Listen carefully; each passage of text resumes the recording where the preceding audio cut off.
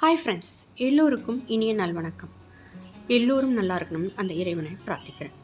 Friends, நம்ம எதை பற்றி பார்க்க போகிறோம்னா, வருகிற 17/6/2025 அன்று தேய்பிறை சஷ்டி, அதாவது செவ்வாய்க்கிழமை அன்று வருகிறது. ஆனால் 16/6/2025 திங்கட்கிழமை அன்று சஷ்டி திதி துவங்கி விடுகிறது. அதாவது மதியம் 2:05க்கு தொடங்கி 17/6/2025 மதியம் 12:40 வரை உள்ளது.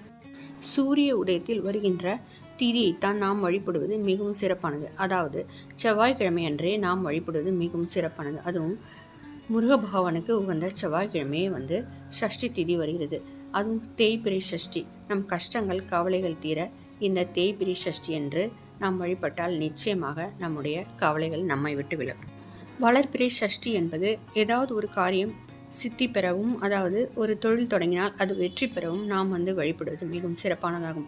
ஆனால் தேய்பிறை சஷ்டி என்பது நம்முடைய கவலைகள் கஷ்டங்கள் விலக, நமக்கு எந்த கடன் தொல்லை இருந்தாலும் ஏதாவது பெரிய கவலைகள் இருந்தாலும் அது விலக நாம் 9 வாரம் 11 வாரம் இந்த தேய்பிறை சஷ்டியை வழிபட்டால் நிச்சயமாக நம்முடைய கவலைகள் நம்மை விட்டு விலகும்.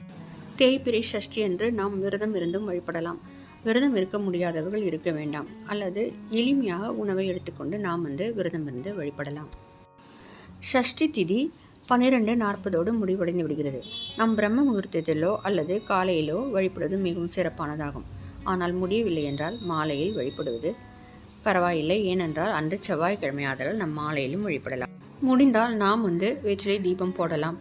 இல்லை என்றால் 6 அகல் விளக்கில் நெய்யோ நல்லெண்ணெய்யோ ஊற்றி தீபம் ஏற்றலாம்.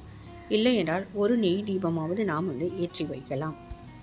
வேலுண்டு வினையில்லை, மயிலுண்டு பயமில்லை, குகனுண்டு குறைவில்லை, கந்தன் உண்டு கவலை இல்லை. ஃப்ரெண்ட்ஸ், நாம் முருக பகவானை நம்மளுடைய கவலைகள் தீர நாம் முருகனை கூப்பிட்டால் கண்டிப்பாக நிச்சயமாக அவன் நம் அருகில் வருவான். தேச மங்கையர்க்கரசி சொல்லுவாங்க, அதாவது நம்ம கூப்பிட்ட குரலுக்கு கந்தன் வருவான்.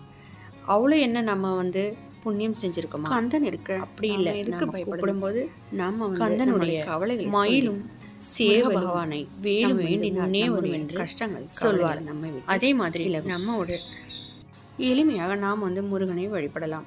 படம் இருந்தாலோ சிலை இருந்தாலோ நாம் துடைத்து விட்டு பூக்களால் அலங்காரம் செய்துவிட்டு, சிலை இருந்தால் சிறிய அபிஷேகம் பாலால் கூட நாம் அபிஷேகம் செய்துவிட்டு, நம்மால் முடிந்த பிரசாதம் அதாவது பால் பழம் வைத்து கூட நாம் அந்த முருகனை வழிபட்டால் நிச்சயமாக நம்முடைய கவலைகள் கஷ்டங்கள் தீரும். நம்மால் முடிந்தால் கோவிலுக்கும் செல்லலாம், அல்லது எளிமையாக வீட்டிலேயே முருக பகவானை வழிபட்டு அவனுடைய அருள் ஆசியை நாம் பெறலாம். இந்த வீடியோ பிடிச்சி லைக் பண்ணுங்கள், ஷேர் பண்ணுங்கள், மறக்காமல் சப்ஸ்கிரைப் பண்ணுங்கள் ஃப்ரெண்ட்ஸ். தேங்க்யூ.